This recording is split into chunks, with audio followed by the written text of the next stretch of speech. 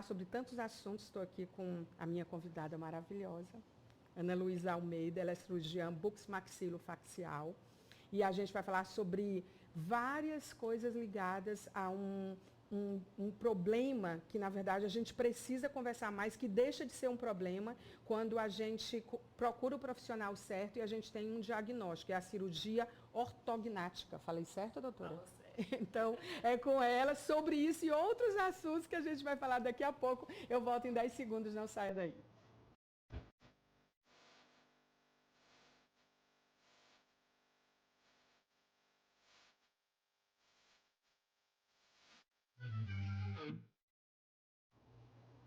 Uma cirurgia ortognática que corrige a malformação de rostos e desalinhamentos dentários precisa de muito esclarecimento sobre isso, porque a partir de um diagnóstico que a gente vai falar sobre como que ele é feito, existem possibilidades de melhorar tudo, principalmente a autoestima, mas acima de tudo a saúde. Primeiro de tudo, a saúde. E a gente tem aqui hoje nos nossos estúdios a doutora Ana Luísa Almeida. Ela é cirurgiã bucomaxilofacial e ela fala com propriedade dessa área, que é uma das áreas em que ela atua e que ela tem feito muitas cirurgias nessa área. E a gente vai entender o que é uma cirurgia ortognática.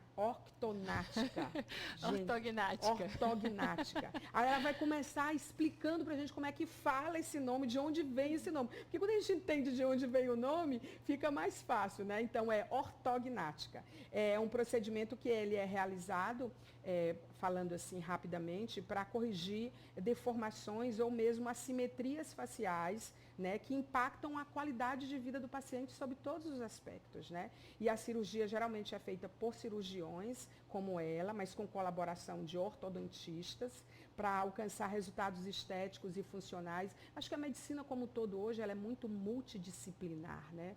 Não dá para ser mais só uma coisa, porque acho que foi tão subespecializado todas as coisas que a gente acaba tendo multidisciplinar e quem ganha é a gente, né? Ser humano, somos nós, pacientes. Então ela vai falar sobre outros assuntos. Queria agradecer, doutora Ana Luísa. Você tem muitas formações, você escolheu. Como que eu apresento você? Manda sua mini bio, ela coloque só. Ela coloca só cirurgiã bucomaxilofacial, o restante a gente resolve aí. Adoro gente assim, que se resume numa linha, não manda, né? Porque tem gente que manda tudo. Mas eu adoro saber mais sobre os convidados, porque vocês nunca são só o que vocês fazem, né? Principalmente na área de saúde, nós não somos só o que fazemos, né? E aí a gente vai se aprofundar, porque ela também é uma cantora brilhante, gente. A gente tem que seguir. Instagram. Do Instagram. Gente, ela só não seguiu essa carreira porque a odontologia foi lá e abraçou. Então, eu queria dar as boas-vindas pelo seu tempo, da gente falar sobre um assunto que as pessoas precisam saber mais. Porque quando a gente vê as fotos, até a filha do Justus, né, outro dia, ela prestou um grande serviço, né, no sentido de ela esclarecer o que tinha, qual era o problema que ela tinha, quais as cirurgias que ela tinha que fazer. E eu acho que sempre que a gente fala sobre isso, tem um grande alcance. Então, bem-vindo ao nosso programa. Obrigada pelo convite. Vir conversar contigo é muito fácil, né? Mesmo na frente das telas. Bem, a cirurgia ortognática, o nome, né? Gnato significa maxilares, e é uma cirurgia que envolve a ortodontia, que é o tratamento ortodôntico, que visa colocar os dentes na posição correta, e a reposição dos ossos maxilares. Então, tem pacientes que nascem por um problema mesmo de herança genética ou até uma sequela de trauma, mas geralmente é um problema mesmo que já nasceu com o paciente. Quando ele acaba o crescimento dele... A maior parte dos casos é genético. Sim. Quando ele acaba o crescimento dele, a gente vai ver o que aconteceu com aqueles maxilares. Tem gente que cresce demais o maxilar inferior, que a gente chama de mandíbula. Tem gente que cresce de mais ou de menos a maxila. Sorriso gengival, tipo Ronaldinho Gaúcho. Sim. Tá? Assimetrias. E isso é possível ser corrigido, tá? Através de uma cirurgia com anestesia geral. Uma cirurgia relativamente tranquila, de 3, 4 horas de duração, feita geralmente pelo cirurgião bucomaxilofacial, que é dentista de formação, na verdade. Que é o seu caso. É o meu caso, que depois faz uma residência de 3 anos de duração e começa a fazer esses casos. E aí você optou por isso como? Por quê? Como foi que a odontologia... fui... O que te levou para a odontologia e o que levou você para ser essa cirurgiã desse nível hoje? Eu fui para não tem nenhum dentista na família, né? Eu fui para odontologia, assim, os parentes reclamando que eu devia fazer medicina, mas eu fui para odontologia porque eu era apaixonada pelas minhas dentistas. Sim. E eu fui mesmo por amor. Quando chegou fiz faculdade no Rio, fiz na UERJ. Quando chegou assim no segundo período, eu já comecei a estagiar no hospital de urgência no Rio de Janeiro, aqueles baleados assim, bem mega tranquilo, blaster, né? Bem tranquilo. Adorei a adrenalina e resolvi fazer cirurgia bucomaxilofacial. Do lado da UERJ ficava o Pedro Ernesto e a cirurgia ortognática, a especialização, a residência de bucomaxilo era a mais tradicional do Brasil, assim, na época eu já tinha uns 30 anos de residência. E o carro-chefe era cirurgia ortognática. Então, eu, filha de arquiteto, que amo o belo desde que nasci, quando eu vi aquilo ali, eu fiquei louca. Eu me lembro que eu ainda trouxe o professor Paulo Medeiros para dar uma palestra aqui, e o papai foi para a palestra. Sim. E o papai ficou assim, meu Deus, isso é design, assim? Existe Porque design fora da arquitetura. os resultados são mais impactantes do que cirurgias que mexem só com tecido mole. Né? Porque você mexe com o esqueleto facial. E deve ter assim, um alcance gigante de pessoas que, inclusive, eu queria até saber como se faz o diagnóstico disso, para a gente entender um pouco, você explicou sobre o que a cirurgia corrige, mas como que faz o diagnóstico? Isso é confundido com outras coisas? Ou as pessoas não têm informação que há correção cirúrgica? Assim, o trabalho de formiguinhas aqui para divulgar cada vez mais, né? Sim. Eu voltei para Teresina em 2010. E realmente o volume do que se fazia aqui de ortognática era muito pequeno. E eu vinha de uma residência que eu fazia de 4 a 6 por semana. E aí a gente foi conversando com os ortodontistas, porque normalmente a indicação acaba vindo num colega dentista, né? Que vê que aquilo ali ele não consegue corrigir só movimentando o dente, porque ele vai tirar o dente do osso, precisa movimentar o osso. E atualmente, de tanta divulgação, e o CFO, ele permitiu, acho que desde 2019, ele permitiu a gente postar o antes e depois, isso foi muito importante, o próprio paciente vem procurar. Então, o que era para ser um caminho muito mais vindo dos colegas, acaba sendo uma busca direta do paciente. Interessante é que a cirurgia é um dos principais tratamentos, né? Mas dependendo do nível, há outros tratamentos? Não. Para corrigir a deformidade facial, a gente pode tentar mascarar um pouquinho com harmonização, com preenchimento. Mas, para resolver mesmo a posição dos ossos, vai ter que ser cirurgia. Os dentes acabam que compensam um pouco isso. Então, às vezes, a ortodontia dá uma mascarada. Não resolve 100%, mas dá uma mascarada, dependendo do grau de deformidade. Isso que eu ia falar. Exatamente. Então, o paciente tem buscado diretamente o cirurgião bucomaxilo. Isso é ótimo, né? O diagnóstico é feito com o exame clínico, com a tomografia, né, com o exame de imagem. E a gente faz hoje em dia a cirurgia toda virtual antes de operar o paciente. Isso é incrível, né? As tecnologias aliadas, elas vieram para somar muito. É mais que um divisor de águas, é outro livro, nem é outra página. Assim, o olhar clínico ainda é muito importante. O planejamento é muito clínico também, então eu posso operar sempre com um colega, mas o meu planejamento é um e o dele é outro. Né? Eu vejo que a paciente precisa de mais lábio, então eu quero movimentar mais aqui, eu quero mais mento, eu quero o queixinho e tal, e ele vê outro planejamento. Mas na hora da gente operar, a gente joga antes num software e faz a cirurgia toda e imprime os guias para levar para a cirurgia. Então, na hora da cirurgia, a gente está reproduzindo o que a gente já fez. A gente mencionou a Rafaela Justus, que é filha do Roberto Justus e da Ticiane Pinheiro, porque a Rafa foi uma linda, assim. Ela mostra quais foram as principais intervenções estéticas, né? A partir dessa cirurgia ortognática que ela fez. E ela presta um grande serviço, porque ela vira uma voz potente em relação a isso, de pessoas terem informação. Porque a partir daquilo, então eu posso corrigir, porque imagina, a gente vai mostrar, inclusive aí agora, tipo antes e depois de alguns pacientes que autorizaram você, e eu gostaria de agradecer, vocês também estão sendo aliados da gente divulgar isso, né? Do antes e depois realmente muda a vida da pessoa completamente, doutora Ana. Com certeza. A cirurgia ela tem uma repercussão estética importante. E aí quando a gente fala em estética, a gente fala em autoestima. E autoestima assim, Hoje em dia a gente já está desmistificando aquela história de é futilidade. Não. A gente consegue nomear e trazer realmente relevância. ela faz muito bem para a saúde mental, principalmente da mulher, né? Sim. Vamos combinar que a mulher então é mais afetada. Mas não só a repercussão estética, que é uma consequência boa da cirurgia ortognática, mas é uma cirurgia funcional. Então tem muito paciente operando por apneia. Porque a apneia, quando ela é obstrutiva, porque ela pode ser central também, ela tem alguma coisa a ver com a passagem do ar, né? Das narinas até o pulmão. Então, geralmente, passa pelo otorrino, ele faz a parte da faxina nasal. Ela termina obstruindo o sono, né? Mas ela pode estar nessa região da faringe. E quando a gente joga esses ossos para frente, a gente traciona toda essa musculatura para frente. Então, a gente abre a parede anterior da faringe, a gente abre o cano por onde passa o ar.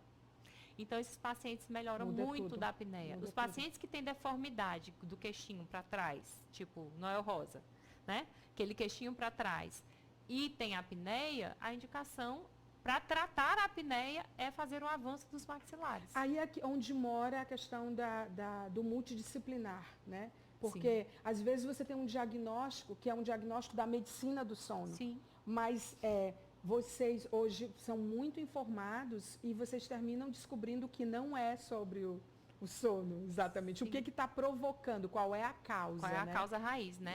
O que está impactando. Exatamente. E a gente sabe que o sono é uma das coisas, se você puder investir num tratamento de saúde para a sua vida, invista no seu sono, porque ele é importantíssimo. Mais do que isso, o que eu penso é que a sua área, ela é muito, ela é de uma repercussão na nossa saúde, a questão da boca dentária, do que está aqui. A odontologia, né? A odontologia eu estou falando assim, a gente não presta... Outro dia eu estava lendo que se você não tem o hábito de passar o fio dental, de fazer a higienização dos seus dentes com fio dental, aquilo ali com o tempo pode virar um câncer.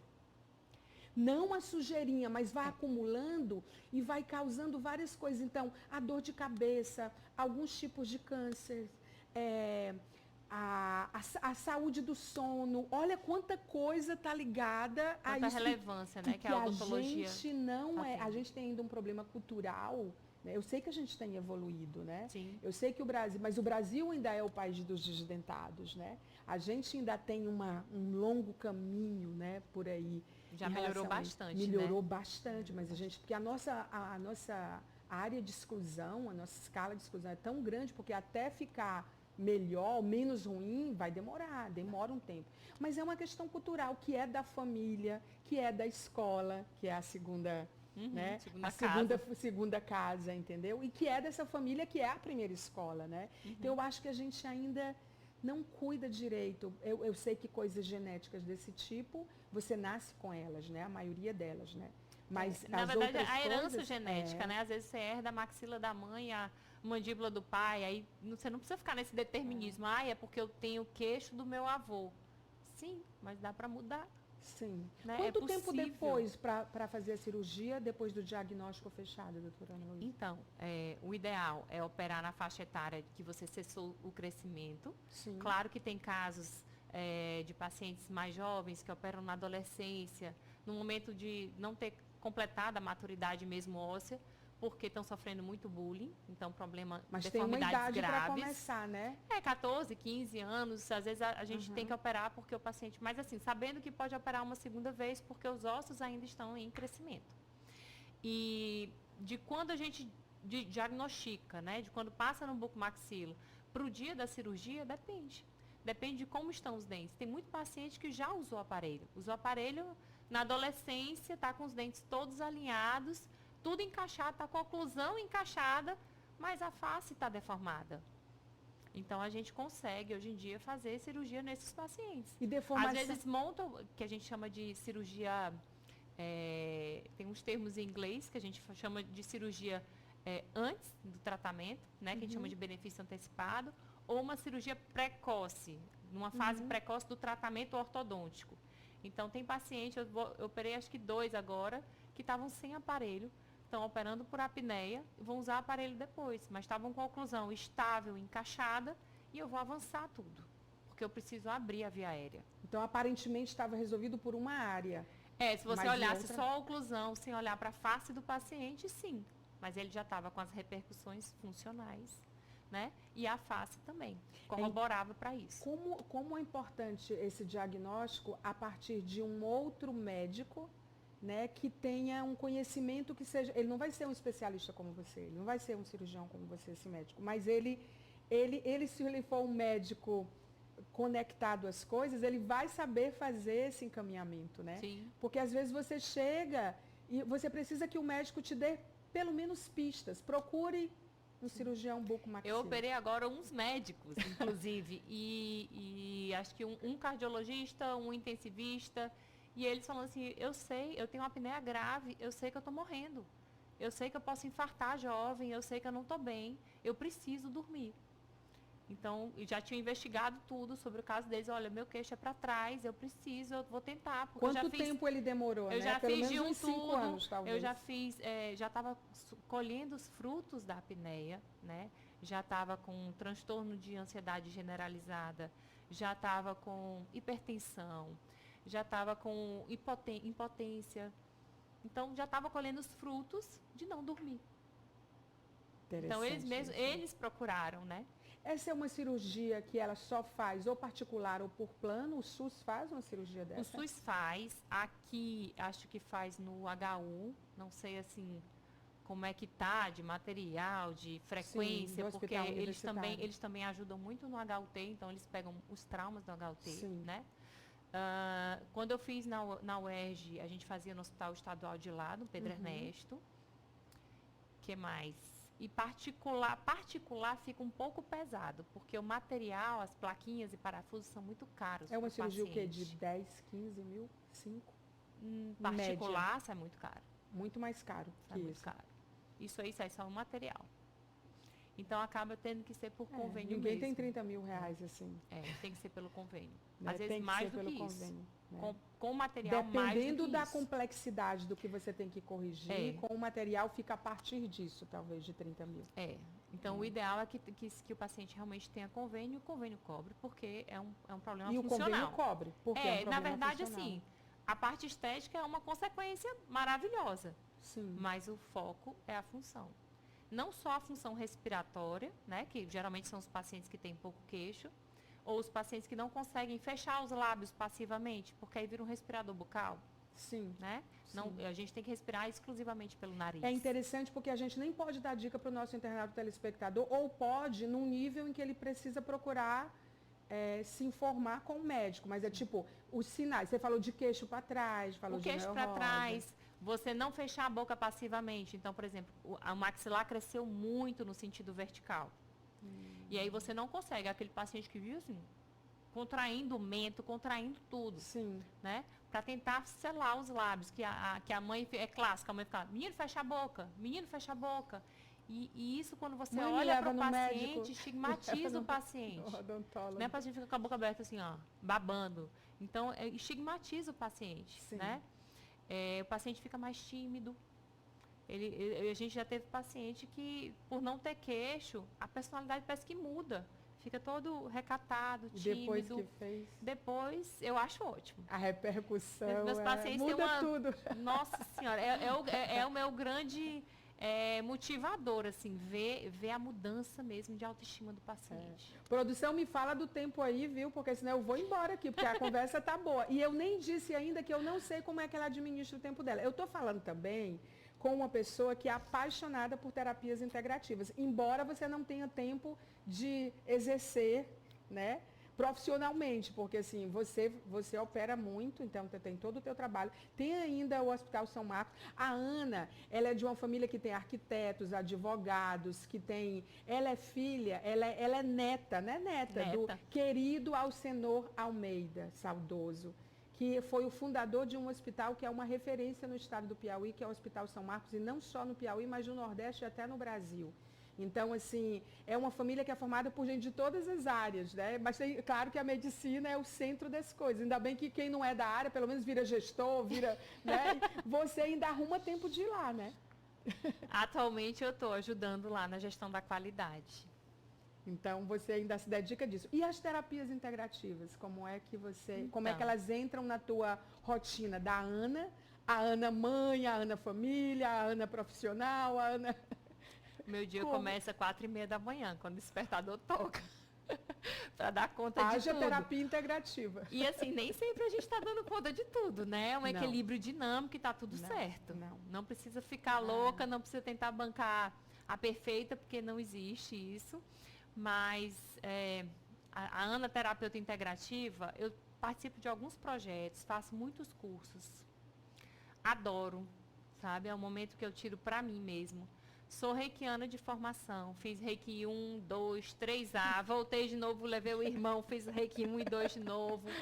Fui para a Chapada dos Veadeiros, já fiz retiro, já fui para a Índia. Então, eu particularmente sou apaixonada pelas terapias integrativas. Eu acho que elas entraram na minha vida num momento muito tenso. Foi em 2016 que elas entraram na minha vida e não saíram mais. Assim, e cada curso que a gente faz, a gente quer outro. Porque você descobre um outro e fala assim, eu quero entender mais disso. E eu sou curiosa, então eu vou indo. Né? Como é que eu trago isso para a minha prática clínica? Agora eu estou fazendo pós de odontologia integrativa. Então eu trago isso para a minha prática clínica. Eu filtro um pouco o que dá para eu inserir na minha rotina de cirurgiã. Né? Acho interessante abrir a cabeça e ver outras opiniões, outros mundos, né? Outra ciência. A gente vai muito para a área da neurociência, então é muito interessante. E participo de projetos, né? O meu grupo tem um projeto, acho que tem um projeto na Oncoclínica, que aborda, tem um projeto no São Marcos mesmo, que é um movimento que é para os funcionários, que é o movimento Eu Vejo Você, que também a gente traz algumas coisas de terapia integrativa para os funcionários terem, focando em saúde mental, que a gente sabe do impacto disso, né? Na saúde mental. Porque o que você está nos dizendo é que, tipo, se você tem essa formação e você tem esse interesse, porque nem a formação, às vezes, ela é um interesse que é um interesse profissional, mas está claro que você tem um interesse pessoal. Humano todos os nisso. cursos que eu fiz na área das terapias integrativas, eu fiz com interesse pessoal. Primeiro, com interesse pessoal. E aí depois eu falei assim, isso aqui dá para botar aqui. Repercute. Eu me lembro que assim, de 2016 para cá eu tenho feito cursos, né? E minha mãe falava assim, minha filha, aí eu, não, calma aí, que a mãe é a maior crítica, né? A maior fã e a maior crítica. Aí eu equilibrava, assim, um de buco, um de terapias integrativas, um de buco, um de terapias integrativas. E eu ia Eu acho que é por isso que eu estou equilíbrio. fazendo um curso atrás do outro sem parar e eu fiquei, tipo, dependente disso. Eu não tenho uma mãe para dizer, minha filha. E eu vou indo, emendo um atrás do outro. Tem dias que ela vira no meu Instagram assim, e ela comenta tudo que eu boto, né? Vira no meu Instagram assim, você só malha e canta? Porque eu trabalhei tanto o dia inteiro que eu não postei nada. Sabe qual é? Eu conheço a Ana, né? Nós conhecemos aqui, a gente está no Piauí, Teresina, a sede do Grupo Meio, e eu tenho certeza que você tem profissionais, assim, que você sabe quem é o profissional no seu estado, na sua cidade, mas você nunca teve oportunidade de conversar. E o que começou a me chamar a atenção, a internet é incrível hoje, né? Porque essa economia de acesso, né? O acesso e a autonomia que a gente termina encontrando pessoas incríveis. E eu reparava a Ana Luísa, a doutora Ana, e a doutora, um dia eu me deparei com ela cantando. E já tinham me dito que ela cantava. Eu digo, não, mas ela não canta profissionalmente. Defina cantar profissionalmente. É só se você estiver num show, fazendo um show. Ela dá um show particular na casa dela. Senta ela, o marido dela, ele toca cantando. Ainda bem que ela tem um marido que toca. E ela canta. Eu vou lhe perguntar, nas suas cirurgias você canta? Claro. Sério? Eu fiz uma pergunta achando que você ia dizer não a cirurgia tem caixa de som, né? Eu e meu auxiliar, que é o Hugo, a gente canta a cirurgia todinha. Gente, você tem que gravar e a gente fica cantando a cirurgia inteira. A cirurgia não acontece sem música. E como que vocês escolhem a playlist do que vocês vão cantar? Graças a Deus, o Hugo tem um gosto musical muito parecido com o meu. A gente gosta muito de música brasileira. Sim, aí vai de música brasileira, né? De música brasileira. De vez em quando aparece um louvor, uma sertaneja no meio da playlist. Eu olho assim, Hugo, é pra tu aprender essa aí tá na moda. Gente, por auxiliares assim, né? Que complementem o trabalho. Eles não só servem, né?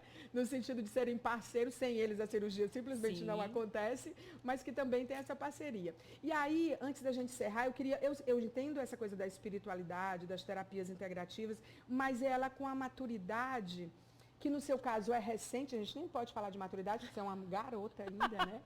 Mas, assim, ela vai chegando com o passar do tempo e dos episódios que a gente vai vivendo enquanto pessoa, que é bacana estar minimamente preparado, porque pronto ninguém nunca está, né? E eu acho que esse investimento que você faz em espiritualidade, em reiki, em escutar outras vozes, ele traduz o teu interesse por um ser humano que é múltiplo, porque a gente é impossível de ser traduzido, porque assim nós somos uma potência sobre todos os aspectos.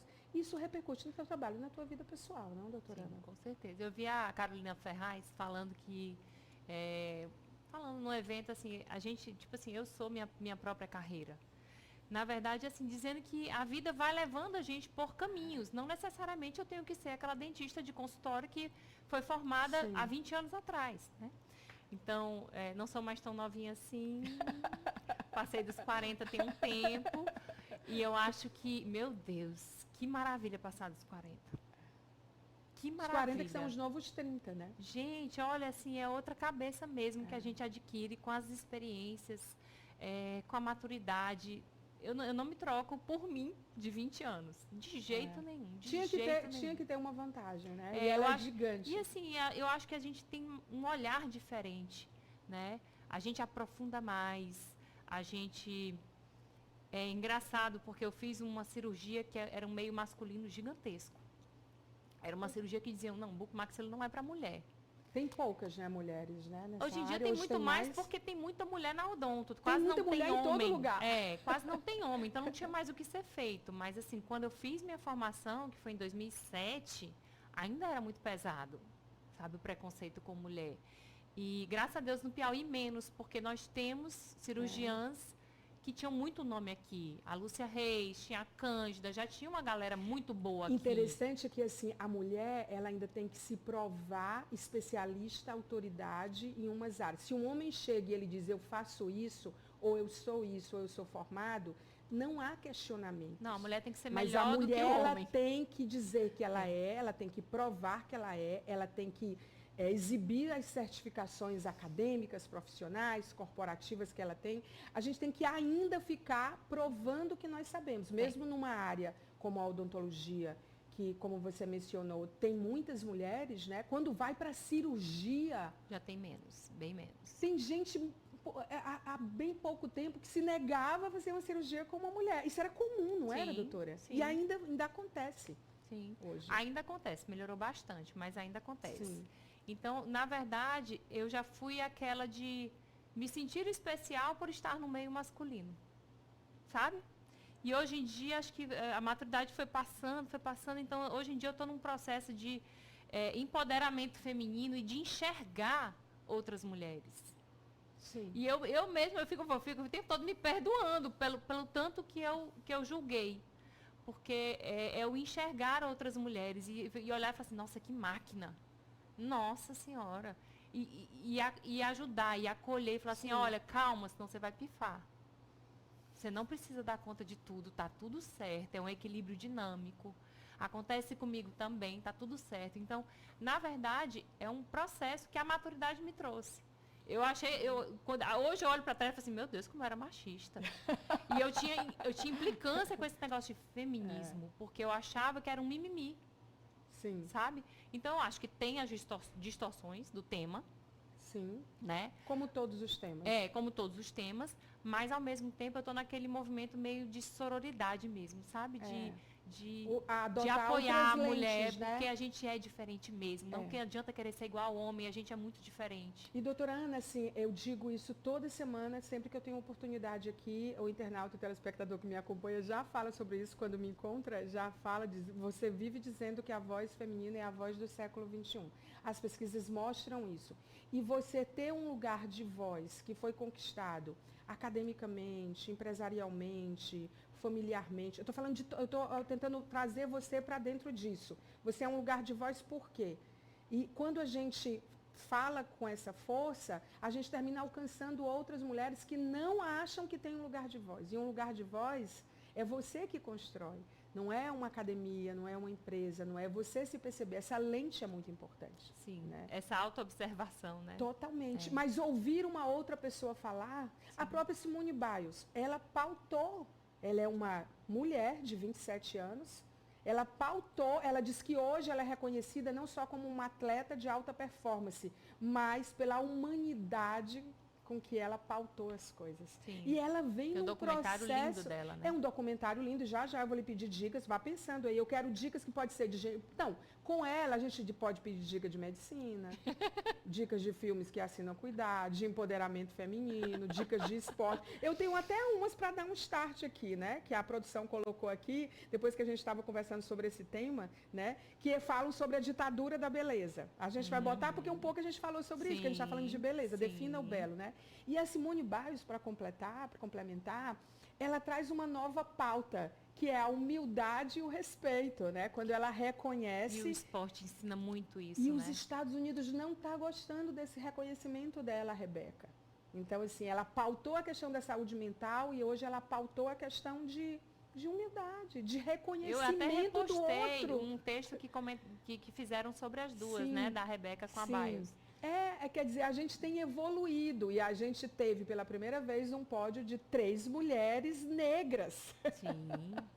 Você está entendendo como as coisas estão acontecendo? Graças a Deus. Então, acho que é um pouco sobre isso. Bom, eu vou dizer as minhas dicas e você vai pensando, as dicas da produção. O Mínimo para Viver, Ellen, né, é da Netflix, é uma jovem rebelde, anoréxica, de 20 anos, que apesar de passar a maior parte da adolescência em diversos programas de reabilitação, ela continua emagrecendo mais e mais e mais a cada ano. O resto você vai ter que ver, porque eu não gosto de spoiler.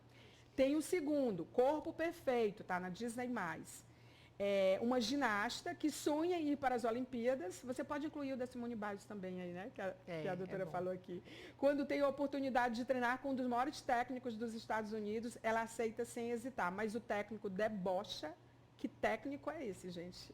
Do seu tipo físico e ela se sente pressionada a perder peso. Eu tenho mais uns 2, mas eu vou para os seus. Seriado? Pode ser filme, seriado, pode ser livro, pode ser podcast, pode ser uma música. Você não vai cantar pra gente? Não. Gente, eu esqueci de trazer quem toca. Não, tinha que ter alguém para tocar. Só com o maridão.